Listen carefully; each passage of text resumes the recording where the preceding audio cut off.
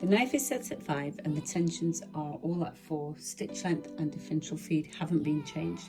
What I'm going to do is show you what the tension looks like on 2 layers of cotton.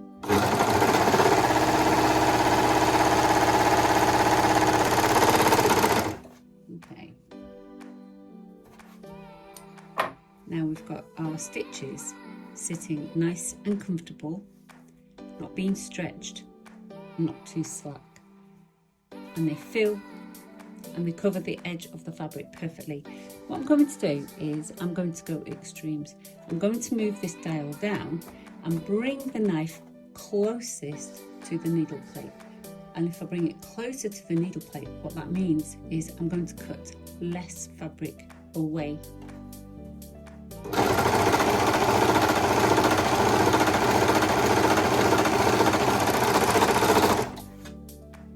Now let's compare the two.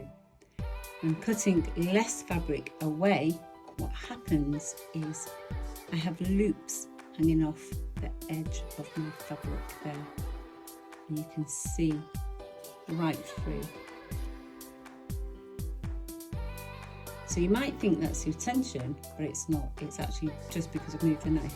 If we go all the way to the other extreme, and we're going to push the knife furthest away from the needle plate, so we're actually going to be cutting less fabric away than we would have done in the first instance.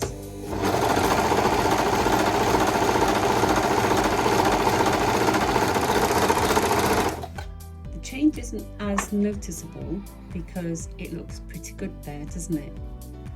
But what I can see is, look at the stitches.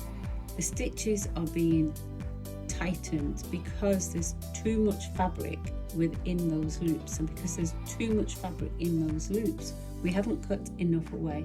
Those stitches are being forced out and they're being stretched.